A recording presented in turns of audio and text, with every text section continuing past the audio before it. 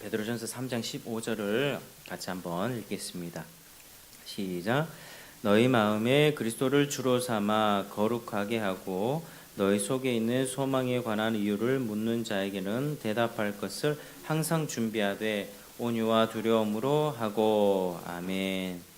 자, 오늘 첫 번째 나눌 그 증인의 이야기는 이제 루마니아의 플로리아입니다. 플로리아의 이야기를 함께 좀 나누겠습니다.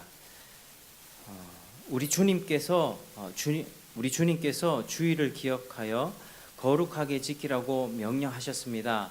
저는 오늘 일하지 않겠습니다. 플로리아는 아주 차분한 목소리로 간수에게 말하기 시작했습니다.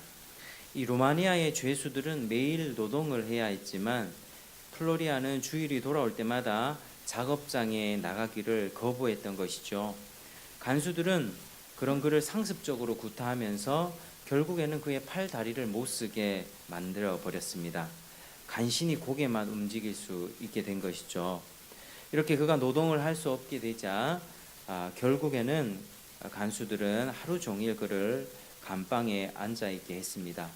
팔도 움직일 수 없었고 또 다리도 움직일 수 없었기 때문에 동료 죄수가 먹여줘야 했는데 그럼에도 불구하고 그는 낙심하지 않았습니다. 다른 죄수들은 신세를 한탄하면서 불평할 때마다 그는 격려하면서 말했습니다. 여러분, 밖을 보기가 괴로우면 위를 쳐다보세요. 스데반은 돌을 맞아 죽을 때 위를 올려다 보았고 예수님이 하나님의 오른편에 앉아 계신 것을 보았습니다. 그 모습이 그를 위로했던 것처럼 당신도 위로할 것입니다. 이렇게 주변 죄수들에게 그렇게 권면하고 위로했습니다. 플로리아는 밖으로 시선을 향해 환경을 보지 말고 또 시선을 위로 돌려서 예수님을 바라보라고 권면하면서 그 동료 죄수들을 격려했던 것이죠. 우리 사방이 꽉 막혔을 때 우리는 인간적으로 이 방법도 막히고 저 방법도 막히고 도저히 방법이 없을 때 그때 우리가 하늘을 쳐다보죠. 우리 상황도 마찬가지입니다. 우리가 환경을 볼 것이 아니라 시선을 위로 들어 예수님을 바라보고 하늘을 쳐다볼 때 거기서부터 모든 하나님의 은혜와 또 공급이 있다는 사실을 우리가 반드시 기억해야만 합니다. 플로리아의 감방 동료 중에는 리처드 원브란트 목사님이 계셨습니다. 이 원브란트 목사님은 석방된 이후에 그 플로리아의 아들이 이제 9살이었는데 그 아들을 만나서 이렇게 얘기했습니다. 네 아버지는 감옥의 수많은 사람들에게 축복이 되고 있단다라고 그렇게 말했죠. 그저 그 아들 소년이 환하게 웃으면서 대답합니다. 저도 나중에 크면 우리 아버지처럼 그리스도를 위한 고난을 당하는 사람이 될 거예요. 다른 사람을 격려하는 사람이 될 거예요. 이렇게 대답했다고 합니다.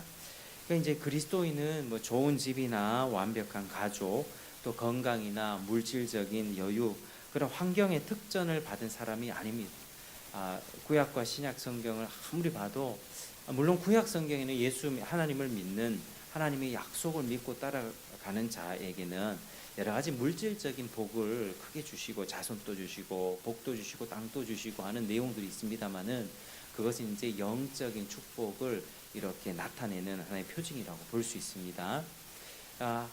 그래서 우리가 신앙생활 한다는 것은 환경적으로 어떤 물질적으로나 여러 가지 여유나 건강이나 이런 것들을 약속하신 것이 아닙니다. 그리스도인은 일체의 모든 환경을 이 명확한 태도로 대하는 사람입니다. 환경에 대한 태도가 또 변화를 낳죠. 우리는 어떤 환경이 있다 할지라도 천국을 지향하는 사람들입니다. 그래서 천국을 지향하는 사람은 아무리 혹독한 시련 가운데 있다 할지라도 하나님께 초점을 맞추고 바로 위로 쳐다보면서 여러 가지 어려움들을 잘 극복해 나갈 수 있는 것입니다. 그래서 현재 역경이 있습니까? 또 고통이 있습니까? 그런데 거기에만 너무 시선을 집중하면 우리 마음은 스트레스를 받을 수밖에 없습니다. 하늘에 집중할 수 없게 되고 고단한 삶의 무게에 지쳐서 눌려 결국 좌절하게 되고 희망을 잃게 됩니다. 하나님을 쳐다봐야 되는데 계속해서 눌리게 되는 것이죠. 그래서 우리는 믿음의 시각으로 현재의 괴로움을 바라볼 수 있는 눈이 있어야 하고요. 또 하나님께서 그 안에 역사하고 계신다는 확신을 우리가 얻어야만 합니다. 그것은 믿음의 눈을 들어 하늘을 쳐다볼 때 그렇게 가능한 것입니다. 그런 사람은, 천국을 바라보는 사람은, 위를 쳐다보는 사람은 어떤 어려움 속에서도 하나님께서 평안을 누릴 수 있으며, 또 하나님께서 나의 모든 염려와 근심을 해소해 주시기를 기다리며 인내할 수 있습니다. 그래서 기다리며 인내하는 믿음이 거기서 나오는 것이죠. 여러분, 지금 어떤 상황에 계십니까? 시련을 겪고 있습니까? 그리고 그 시련에 초점을 맞추고 계십니까? 아니면 그 시련 너머에 있는 하나님을 보고 계십니까? 우리는 우리 에너지를 다른 방향으로 돌려서 현재 괴로움 너머에 있는 것을 보게 해달라고 함께 구해야만 합니다. 하나님께서 우리와 함께 계시다는 것을 느끼게 해달라고 기도하십시오. 시련 너머에 있는 하나님을 반드시 보게 될 것이고, 또 시련에 감춰져 있는 축복을 반드시 보게 될 것입니다. 우리가 이럴 때 마음이 부들부들해지고 사방으로 꽉 막혔을 때 더 이상 내 힘으로 아무것도 할 수 없다는 그런 어떤 역경의 상황이 있을 때, 그때 하나님을 더 깊이 만날 수 있는 그런 때가 된다, 기회의 순간이다라는 사실을 우리가 잘 기억해야 할 것입니다. 그래서 이 플로리아 형제는 이렇게 감옥에 갇혀 있으면서도 주일 성수를 위해서 주일을 반드시 지키겠습니다 하다가 이렇게 두드려 맞고 자기 몸이 다 고장나는 그런 지경에 이르렀지만, 도리어 자기보다 형편이 괜찮은 사람들이 막 불평할 때 스데반을 이렇게 예를 들면서 하늘을 쳐다보려고 그렇게 격려했던 사람이 될 수 있었던 것이죠. 우리도 위에 있는 하나님을 쳐다보고, 또 우리 상황 가운데 여러 가지 역경 속에서 기도로 돌파하고 전진하는 여러분 모두가 되시기를 주 이름으로 축복합니다. 우리에게는 참 이런 믿음이 필요합니다. 자, 두 번째 이야기는요, 이제 루마니아의 리처드 원브란트 목사님의 또 다른 이야기를 들려드리겠습니다. 이 그레코 대위는 리처드 원브란트 목사님에게 소리쳤습니다. 거짓말하지 마. 너희 그리스도인들의 활동과 너희 교회 다닌 신자들에게 대해 솔직하게 말하란 말이야. 그리고 네가 이곳에 들어와 위반한 모든 규칙들을 다 기록해. 그러니까 리처드 몬브란트 목사님은 자신이 위반한 그 감옥의 규칙들을 하나씩 써 내려갔습니다.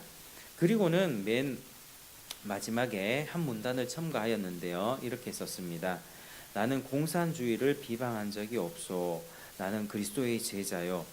그분께서는 원수를 사랑하는 본을 보이셨소. 내가 한 것이라고는 당신들을 이해한 것과 당신들 모두가 회개하여 믿음 안에서 형제가 될 수 있도록 기도한 것뿐이요. 이렇게 문장을 썼습니다.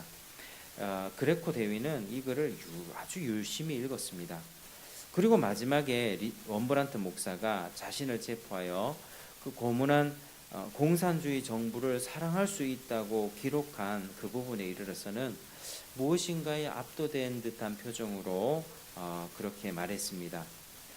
이 사랑, 너희 그리스도의 이 명령은 아무도 지킬 수 없을 거야. 이렇게 얘기를 합니다. 그때 원브란트 목사가 대답합니다. 그것은 명령을 지키는 문제가 아닙니다. 제가 처음 그리스도인이 되었을 때 저는 마치 사랑이 가득한 새 사람으로 다시 태어난 것만 같았습니다. 물이 오직 샘에서만 흘러나올 수 있는 것처럼 이 사랑은 사랑의 마음에서만 흘러나올 수 있었습니다. 이렇게 대답했던 것이죠. 이후 몇 개월 동안 이 원브란트 목사님은 계속해서 그 자신을 신문하는 그레코 대위에게 그리스도의 사랑에 대해서 전하기 시작했습니다. 여러 번 전했고 또 전했습니다. 그리고 마침내 이 그레코 대위는 그리스도를 마침내 영접하게 됐던 것이죠. 그래서 이 그리스도를 믿는 믿음을 선포한다는 것은 사람들이 듣고 받아들일 수 있도록 큰 소리로 말한다는 것을 뜻합니다. 그것은 믿지 않는 사람들의 비위를 상하게 만든다는 것도, 또 특별히 외향적인 성격을 가져서 큰 소리로 해야 된다는 것도 의미하지 않습니다. 그것은 단지 우리가 펼쳐진 책이 되어서 다른 사람들이 우리를 통하여 예수 그리스도에 대해 읽을 수 있게 해야 하며 필요한 경우에 큰 소리로 읽어줄 각오를 해야 한다는 뜻입니다. 그래서 우리는 펼쳐진 책이 되어야만 합니다.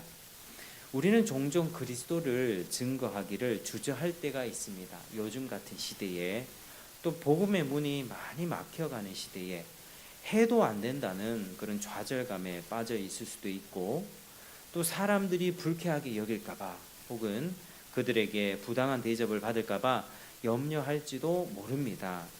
그러나 우리가 마냥 그렇게 침묵하다가는 누군가를 그리스도께 인도할 기회를 놓칠 수밖에 없습니다. 오늘 말씀 베드로전서 3장 15절 말씀 같이 한번 읽어볼까요? 시작.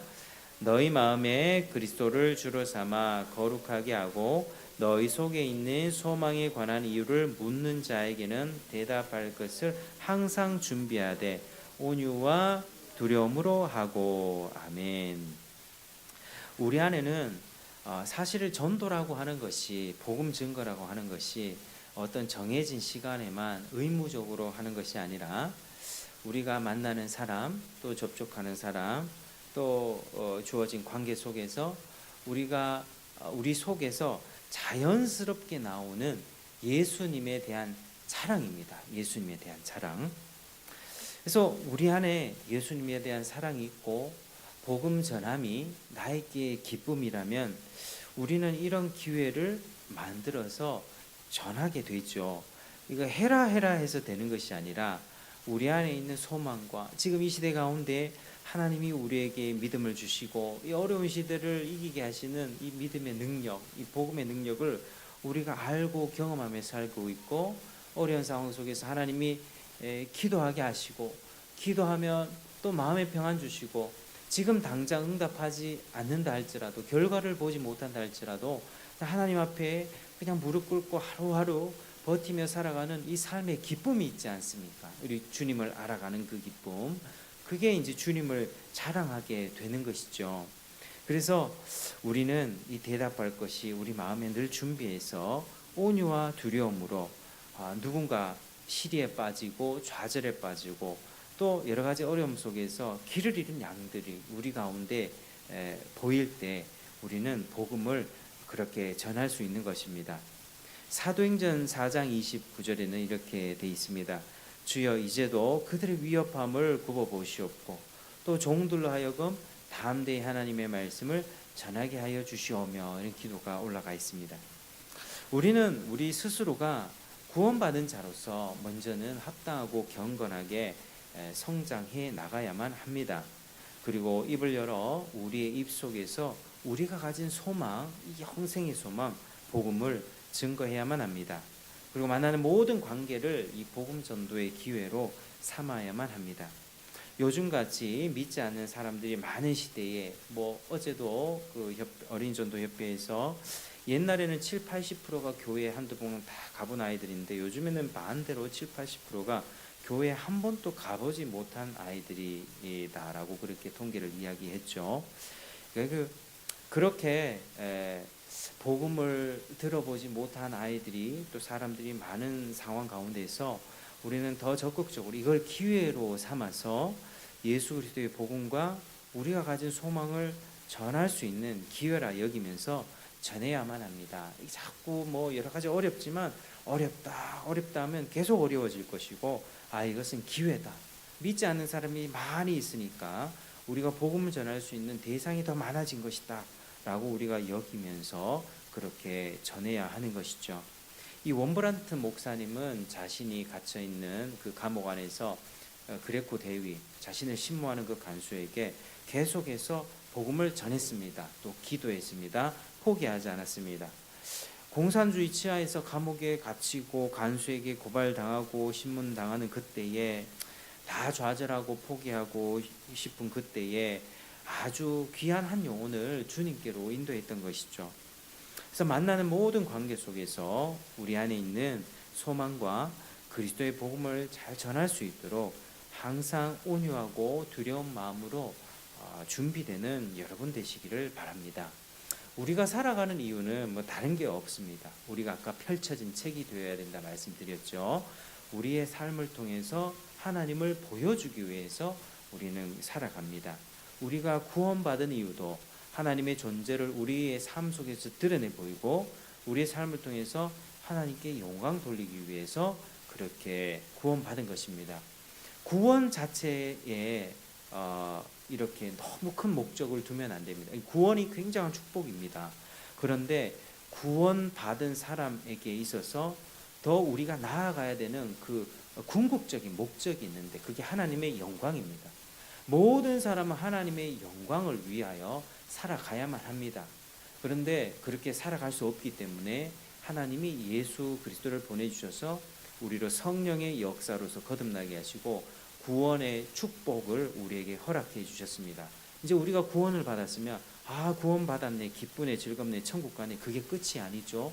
구원의 기쁨을 우리가 계속 감사하면서 누리면서 하나님의 영광을 위해 살아가는 그 삶으로 연결될 때라야만 그게 올바른 신앙생활이다 할 수 있습니다.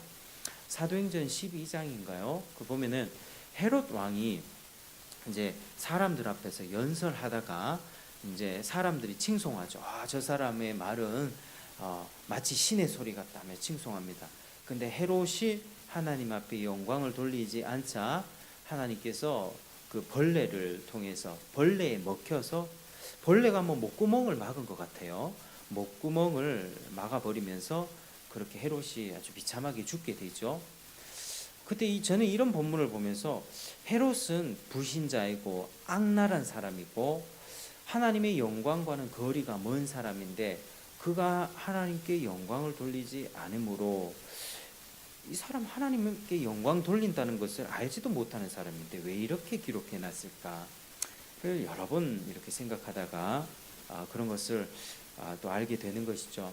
모든 사람은 다 하나님의 영광을 위해서 살아가야만 합니다.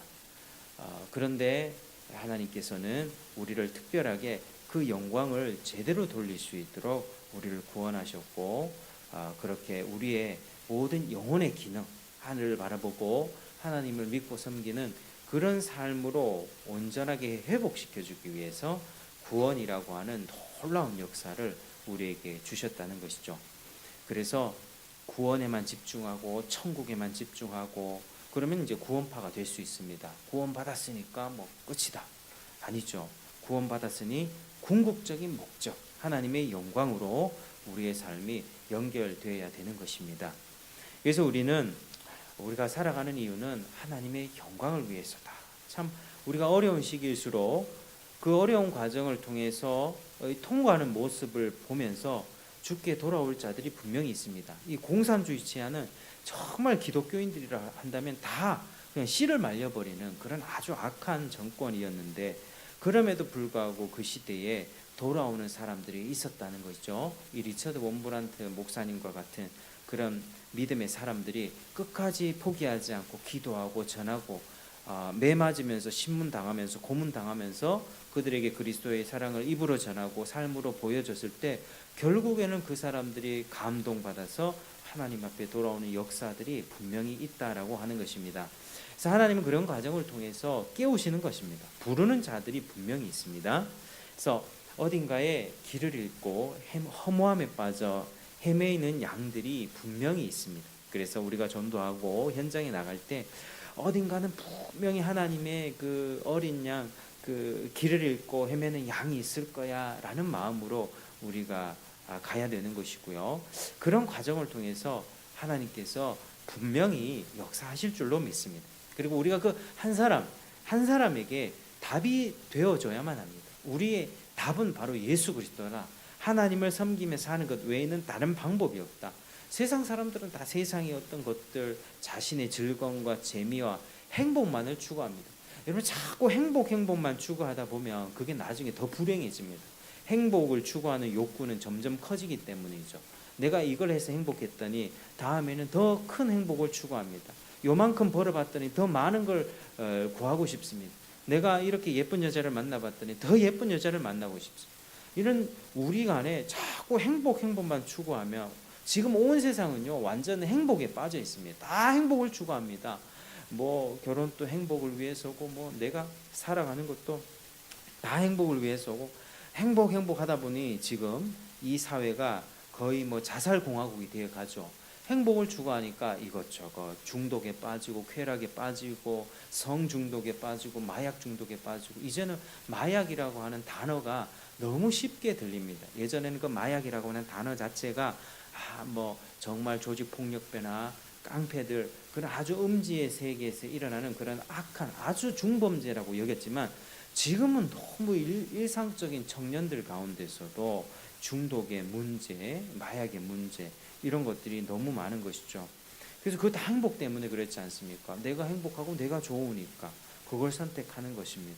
그래서 우리는 지금 험함에 빠져 자살하고 죽어가는 이 시대 가운데 헤매는 양들이 분명히 많이 있는 가운데, 그 사람들에게 우리 성도님들 한 분들이 다 답이 되어 주시기를 주의 이름으로 축복합니다. 정답지가 되어 주십시오. 그리고 펼쳐진 책이 되어서 우리를 통해서 그리스도를 보여주고, 그리스도만이 우리의 소망이라는 사실을 밝히 보여주시길 바랍니다. 하나님의 살아계심, 예수 그리스도의 복음의 진실함과 진리됨과 교회의 영광을 우리를 통해서 보여주기 되기를 주의 이름으로 축복합니다. 그게 우리의 삶이 되어야 되겠습니다.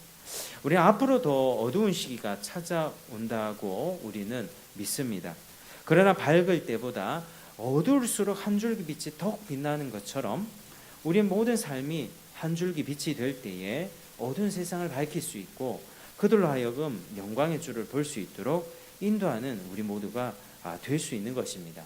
그래서 우리 절대로 좌절하거나 낙심하지 말고, 내 개인의 신앙도 하나님 앞에 온전한 신앙으로 계속해서 성장해 나가면서, 또 주변의 사람들에게 길을 잃은 수많은 자들에게 빛이 되어주고, 하나님의 펼쳐진 책이 되어서 진리를 알리는 우리 모두가 되기를 주의 이름으로 축복합니다. 이렇게 기도하겠습니다. 하나님 아버지, 감사합니다. 오늘 또 믿음의 증인들의 이야기, 참 그렇게 유명하지 않은 사람들이지만, 하나님 이런 이야기를 통해서 우리가 가진 믿음은 보통 믿음이 아니라 세상을 이기고 세상에 감당할 수 없는 그런 능력을 주는 믿음이라는 것을 알게 됩니다. 하나님, 지금 참 세상이 어렵습니다. 우리 가운데 우리의 삶을 통하여서, 입술을 통하여 주님이 드러나게 하시고, 우리의 삶이 펼쳐진 성경책이 되어서 우리의 삶을 통해서 진리를 드러내게 하시고, 또 우리의 그런 삶을 통하여 한 영혼이 주께 돌아오는 그런 놀라운 역사들을 일으켜 주시옵소서. 하나님, 어려운 시대이지만 잘 안 되는 시대가 맞습니다만은 포기하지 않고 끝까지 찾고 두드리면서 나아갈 때, 하나님, 이 마약 중독과 쾌락 중독과 여러 가지 물질과 참 많은 어려움들에 빠져서 공허하고 자살하는 인생들이 많은 이 시대 속에서 한 영혼 한 영혼을 주님께 인도하며 주께 영광 돌리는 귀한 우리 성도님 될 수 있도록 은혜 베풀어 주옵소서.